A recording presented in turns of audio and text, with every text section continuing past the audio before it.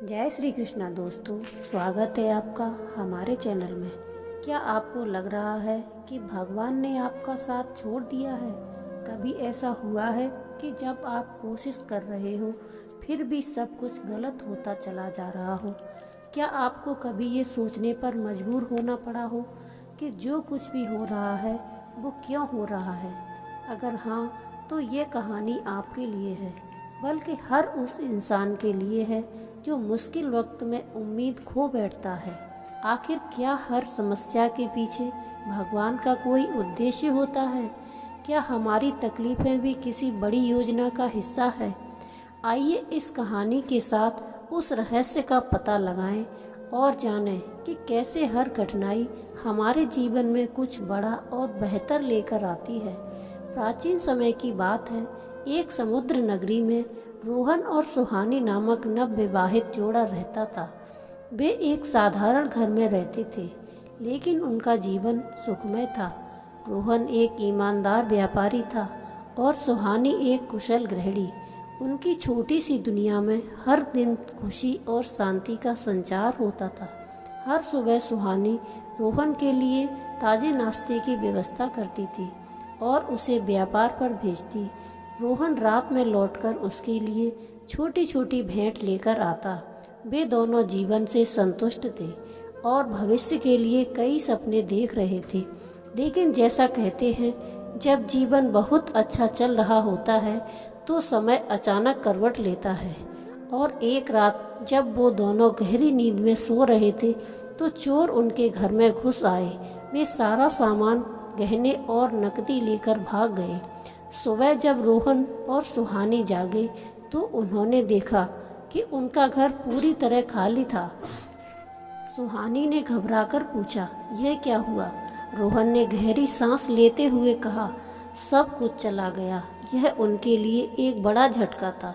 रोहन ने तुरंत राजा के दरबार में रिपोर्ट करने की कोशिश की, लेकिन दरबारी उनकी बात सुनने को तैयार नहीं थे। रोहन परेशान होकर वापस आया और कहा, हम क्या करें? सुहानी ने उसे सांत्वना दी कि हमें भगवान पर भरोसा रखना होगा, लेकिन उसके खुद के आंसू थमने का नाम नहीं ले रहे थे। संपत्ति के बिना उनका जीवन दिन ब दिन कठिन होता गया। रोहन और सुहानी जैसे तैसे अपने दिन काट रहे थे, लेकिन जब व्यापार पूरी तरह ठप हो गया और उनकी बचत भी धीरे धीरे खत्म होने लगी, एक दिन ऐसा आया जब उन्हें अपना घर भी बेचना पड़ा। घर बेचने के बाद सुहानी ने आंसुओं से भरी आंखों से कहा, यह घर सिर्फ ईंट और पत्थर का नहीं था, इस घर में हमारी यादें बसी थी। रोहन ने उसे संभालते हुए कहा, सुहानी, मैं वादा करता हूँ हम फिर से सब कुछ बनाएंगे, पर हमें हिम्मत नहीं हारनी। दिन गुजरते गए, लेकिन उनकी परेशानियां कम होने के बजाय बढ़ती चली गई। हालत इतनी खराब हो गई कि दोनों को अपना सारा सामान बेचकर सड़क पर आना पड़ा। अब उनके पास सिर्फ एक पुराना झोला बचा था, जिसमें कुछ टूटे फूटे कपड़े और यादों के टुकड़े समेटे थे। वे चलते चलते नगर के बाहर पहुँचे और एक बड़े पेड़ के नीचे आराम करने बैठ गए। भूख और से उनकी हालत बिगड़ चुकी थी। तभी एक सज्जन व्यक्ति वहां से गुजरा।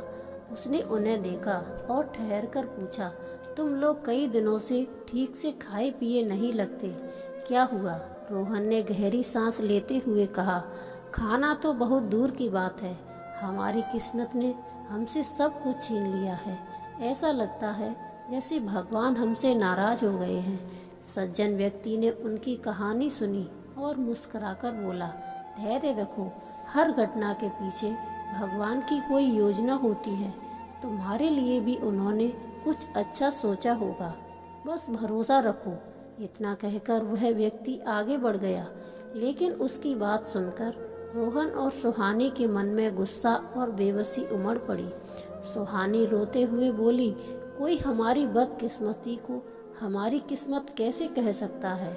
हम तो हर दिन लड़ रहे हैं, लेकिन कुछ भी सही नहीं हो रहा। अब उनके पास सिर्फ एक ही रास्ता बचा था, राजा का दरबार। एक बार पहले भी वे वहां से निराश लौटे थे, लेकिन इस बार उनकी उम्मीदें टूटने के कगार पर थी।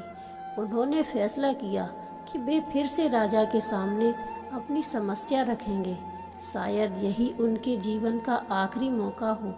वे भारी कदमों से राजा के दरबार की ओर बढ़ चले, मन में एक उम्मीद और डर का मिश्रण लिए।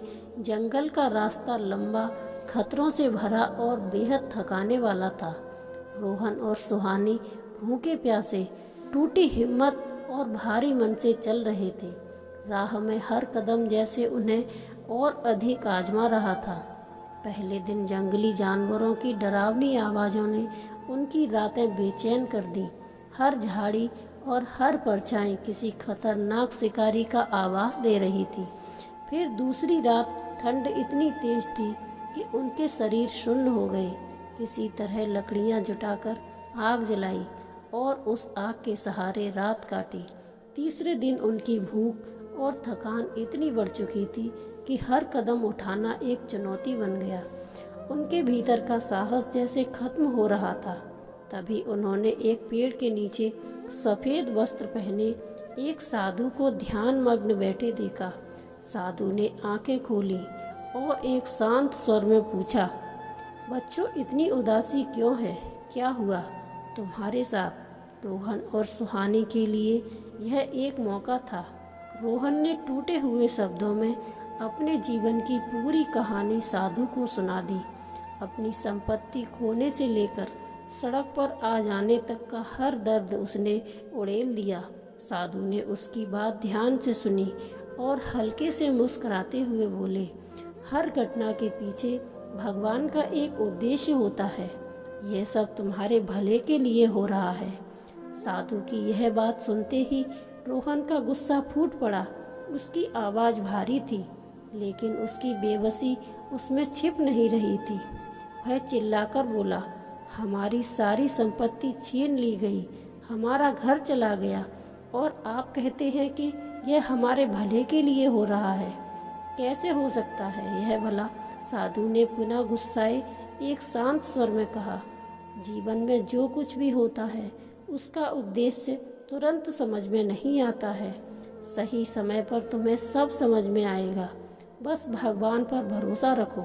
लेकिन रोहन और सुहानी, जो पहले ही कई बार असफलताओं और झूठे दिलासों का सामना कर चुके थे, साधु की बात को गंभीरता से नहीं ले सके। उन्होंने विनम्रता से उन्हें धन्यवाद किया और भारी कदमों से अपने सफ़र पर आगे बढ़ गए। उनके दिलों में अब भी सवाल थे, क्या सच में भगवान उनके लिए कुछ सोच रहे थे, या यह सफ़र भी उनकी मुश्किलों का एक और हिस्सा था। कई दिनों की कठिन यात्रा के बाद थके हारे रोहन और सुहानी आखिरकार राजा के दरबार पहुँचे। उनकी हालत देखकर दरबार में सन्नाटा छा गया। रोहन ने झुककर राजा से विनती की, महाराज, हमारा सब कुछ छिन चुका है। अब हमारे पास न घर है न रोटी का सहारा। कृपया हमारी मदद करें। राजा ने उनकी दयनीय स्थिति को देखा और सोचते हुए कहा, तुम दोनों ने बहुत कठिनाइयाँ झेली हैं। तुम मेरे महल में कुछ दिन आराम करो। मैं तुम्हारे लिए कोई उचित व्यवस्था करूँगा। महल में रहना रोहन और सुहानी के लिए एक नया और अजीब अनुभव था। वहाँ हर सुविधा थी, स्वादिष्ट भोजन, आरामदायक बिस्तर और कोई चिंता नहीं। वे बरसों बाद चैन की सांस ले पा रहे थे। कुछ दिन अच्छे से गुजरे, लेकिन फिर उनके मन में सवाल उठने लगे। महल में रहते हुए रोहन और सुहानी को कुछ बातें अजीब लगने लगीं। हर रात जब वे सोने जाते तो धीमी धीमी बातें सुनाई देती, मानो कोई पास ही खड़ा होकर फुसफुसा रहा हो। महल के लोग उनका पूरा ख्याल रखते थे, लेकिन उनका बार बार कहना, जो तुमने खोया है वो सब तुम्हें वापस मिलेगा, उन्हें असहज कर देता था। ऐसा लगता था जैसे सब उनकी कहानी पहले से जानते हों। एक दिन रोहन ने सुहानी से कहा कि मुझे शक हो रहा है, सब धोखा है। कहीं यह लोग हमें किसी गलत मकसद से के लिए इस्तेमाल तो नहीं करना चाहते। शायद हमें यहाँ लाने की योजना पहले से बनाई गई हो। सुहानी ने सोचा और कहा, अभी हम कुछ भी साबित नहीं कर सकते, लेकिन हमें सतर्क रहना होगा। अगली सुबह सुहानी बगीचे में टहल रही थी। तभी उसने देखा कि महल का माली एक गुप्तचर से बात कर रहा था। ध्यान से देखने पर उसने पहचान लिया, वह अजनबी वही सज्जन व्यक्ति था जिसे उन्होंने नगरी के बाहर देखा था। सुहानी हड़बड़ाई और तुरंत रोहन के पास गई। सुहानी ने घबराते हुए कहा, रोहन, मैंने अभी अभी उस व्यक्ति को देखा जो हमें नगरी के बाहर मिला था। वो माली से कुछ गुप्त बातें कर रहा था। यह सुनकर रोहन का शक यकीन में बदल गया। रोहन कहने लगा, अब साफ है कि हमारे खिलाफ कुछ बड़ी योजना चल रही है। हमें तुरंत राजा से मिलकर यह बात बतानी होगी। कुछ दिन बाद रोहन गलती से राजा के गुप्त कक्ष के पास पहुंच गया। अंदर से राजा की आवाज़ें आ रही थीं। वो अपने मंत्री से कह रहे थे, यह सब जरूरी था। उनकी संपत्ति छीनना और उन्हें यहाँ लाना ही एकमात्र तरीका था। रोहन यह सुनकर सन्न रह गया। अब उन्हें पूरा यकीन हो गया कि उनके साथ एक बड़ा खेल खेला जा रहा है। वो टूट चुका था। उसने तुरंत सुहानी को सारी बात बताई और कहा, हम जिनसे मदद की उम्मीद कर रहे थे वही इस साजिश में शामिल हैं। यह सुनकर सुहानी रोने लगी। रोहन ने उसे संभालते हुए कहा, हम सुबह होने से पहले ही यहाँ से निकल जाएंगे। हमें अब यहाँ और नहीं रुकना चाहिए। सुबह जब दोनों महल के पिछले दरवाजे से चुपके से निकलने की कोशिश कर रहे थे, तभी सामने से एक गुप्तचर आ गया और उन्हें रोकने लगा।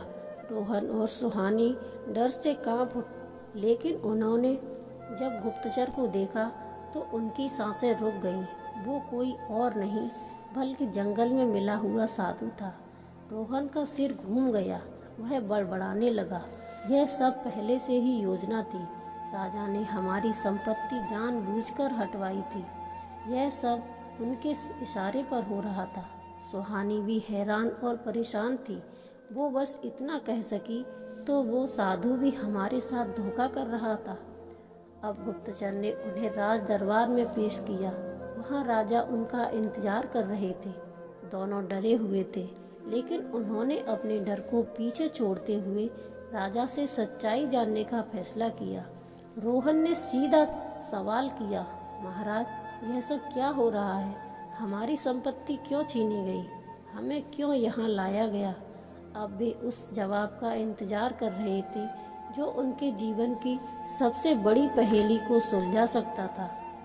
रोहन और सुहानी कुछ पूछ पाते उससे पहले राजा ने उन्हें बुलाया और सीधे कहा, तुम्हारी संपत्ति और घर चोरी नहीं हुए, बल्कि यह सब मेरी योजना का हिस्सा था।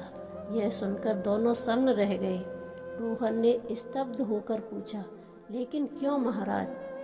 आप जंगल में मिले साधु और नगरी के पास मिला सज्जन व्यक्ति, सबने मिलकर यह योजना बनाई थी। आखिर हमारा क्या कसूर था? रोहन ने भावुक होकर आगे कहा, महाराज, हम आपकी साधारण प्रजा हैं। हमें धन दौलत नहीं चाहिए, बस एक खुशहाल और शांतिपूर्ण जीवन चाहिए। कृपया हमें छोड़ दीजिए। सुहानी यह सुनकर जोर जोर से रोने लगी। तभी पीछे से एक महिला आई और सुहानी को सांत्वना देते हुए बोली, मत रो बहन, तुम्हारा सब कुछ वापस मिल जाएगा, सब ठीक हो जाएगा। सुहानी ने महिला की ओर देखा और सोच में पड़ गई। यह औरत कौन है? हर बार यही बात कहने क्यों आ जाती है? कहीं यह भी इस योजना का हिस्सा तो नहीं है? दरबार में कुछ देर के लिए सन्नाटा छा गया। फिर राजा के मंत्री ने कहा, यह सच है कि यह हमारी ही योजना थी, लेकिन यह तुम्हारे खिलाफ नहीं बल्कि तुम्हारी रक्षा के लिए बनाई गई थी। राजा ने गहरी सांस ली और समझाना शुरू किया, नगर की सुरक्षा के दौरान मेरे गुप्तचरों को पता चला कि डाकुओं का एक खतरनाक गिरोह तुम्हें लूटने और मारने की योजना बना रहा था। अगर तुम्हारी संपत्ति वहीं रहती तो वे न सिर्फ तुम्हें लूटते बल्कि मार भी देते। राजा ने आगे कहा, इसलिए तुम्हें बचाने के लिए हमें ये सब करना पड़ा। हमने तुम्हारी संपत्ति और घर सुरक्षित रखने के लिए उन्हें अपने नियंत्रण में रख लिए। हमने अपने गुप्तचरों को साधुओं और सज्जन के रूप में भेजा ताकि तुम पर नज़र रखी जा सके और तुम्हारी मदद की जा सके। सुहानी ने डाकुओं के बीच पूछा, लेकिन वो महिला वो हर बार यही कहती थी कि हमें सब कुछ वापस मिलेगा। वो कौन है? राजा ने उसकी ओर इशारा करते हुए कहा, यह महिला भी हमारी योजना का हिस्सा थी, लेकिन इसका दर्द तुमसे अलग नहीं है। इसके परिवार को भी वही डाकू मार चुके हैं और अब यह महल में किसी तरह गुजारा कर रही है। इसका अनुभव ही इसे बार बार तुम्हें भरोसा दिलाने के लिए मजबूर करता था। फिर राजा ने गंभीर स्वर में कहा, हमने तुम्हारा घर भी खरीदा ताकि तुम महल आ सको और सुरक्षित रहो। जब तक डाकू पकड़े नहीं जाते हमें तुम्हारी रक्षा करनी थी। तुम्हारी संपत्ति और घर सब तुम्हें वापस मिल जाएंगे, यह वादा है। रोहन ने व्यथित होकर कहा, महाराज, लेकिन आप हमें पहले ही यह सब क्यों नहीं बता सकते? राजा ने शांत स्वर में उत्तर दिया, तुम हर समय डाकुओं की निगरानी में थे। अगर हम कुछ बताते तो वे सब जान जाते। हमारे गुप्तचर तुम्हारी सुरक्षा के लिए हर कदम पर मौजूद थे। वे तुम्हें ये सब समझाने की कोशिश भी कर रहे थे, लेकिन परिस्थितियां ऐसी थी कि तुम्हें उन्हें समझ नहीं सके। अब रोहन और सुहानी के मन में जो डर और भ्रम था वह साफ हो चुका था। वो राजा का धन्यवाद करते हुए बोले, आपने हमारी जान बचाने के लिए इतना बड़ा कदम उठाया, उसके लिए हम आपके हमेशा आभारी रहेंगे। रोहन और सुहानी की आंखों में आंसू छलक आए। उन्होंने महसूस किया कि जो कुछ भी उनके साथ हुआ वह उनकी भलाई और भविष्य को संवारने के लिए था। राजा ने सभा में घोषणा करते हुए कहा, रोहन और सुहानी को उनके हिस्से की जमीन लौटाने के साथ साथ उन्हें दुगनी जमीन और व्यापार की पूरी व्यवस्था प्रदान की जाएगी। यह सुनकर रोहन और सुहानी के चेहरे पर आभार और खुशी का भाव झलकने लगा। उन्होंने राजा के प्रति कृतज्ञता प्रकट की और अपने जीवन की शुरुआत करने का संकल्प लिया। रोहन और सुहानी ने गहरी सांस लेते हुए एक सच्चाई को महसूस किया, हर घटना के पीछे भगवान की योजना होती है। उन्होंने महसूस किया कि उनका हर संघर्ष, हर कठिनाई और हर मोड़ सिर्फ उन्हें तोड़ने के लिए नहीं, बल्कि उन्हें मजबूत बनाने के लिए और एक बेहतर भविष्य की ओर ले जाने के लिए था। वे अब समझ चुके थे कि जो चीज़ें कभी उन्हें असहनीय लगी थी वही असल में उनके जीवन का मार्गदर्शन कर रही थी। रोहन ने सुहानी की ओर देखते हुए कहा, अगर वह सब कुछ नहीं होता तो आज हम इस सच्चाई को कभी नहीं समझ पाते। सुहानी ने सहमति में सिर हिलाया और कहा, सच में भगवान हमेशा हमारे साथ होते हैं, हमें बस भरोसा रखना होता है। इस एहसास ने उनके दिलों में एक अटूट विश्वास भर दिया और अब वे अपने जीवन के हर मोड़ को भगवान की कृपा के रूप में देखने लगे। जीवन में चाहे कितनी भी कठिनाइयाँ क्यों न आए, हमें अपने विश्वास को कभी नहीं खोना चाहिए। हर चुनौती, हर परेशानी के पीछे एक गहरी योजना छिपी होती है, एक ऐसी योजना जो हमारी भलाई के लिए होती है, भले ही उस पल में हम उसे समझ ना पाएं। कई बार ऐसा लगता है कि हमारी मेहनत व्यर्थ जा रही है या शायद हम एक बंद गली में फंस गए हैं, लेकिन सच्चाई यह है कि यह कठिन पल हमें मजबूती देने, हमें सिखाने और हमें हमारे लक्ष्य तक पहुंचाने का माध्यम बनते हैं। हर परेशानी अपने साथ एक सीख लेकर आती है और हर सीख हमें बेहतर इंसान बनाती है। इसलिए जीवन की हर स्थिति में, चाहे वो जितनी भी कठिन क्यों न हो, हमें अपने विश्वास और धैर्य को बनाए रखना चाहिए, क्योंकि जब समय सही होगा हमें समझ आएगा कि हर मोड़, हर दर्द, हर संघर्ष हमें एक बेहतर दिशा में ले जाने के लिए ही भगवान का एक योजना था। तो दोस्तों, इस कहानी से आपने क्या सीखा हमें कमेंट में ज़रूर बताएं। अगले वीडियो में फिर मिलेंगे। तब तक अपना ख्याल रखिएगा और याद रखें, जीवन में चाहे कितनी भी कठिनाइयाँ आएँ, कभी भी हिम्मत ना हारें। मिलते हैं अगली वीडियो में। जय श्री कृष्णा। राधे राधे।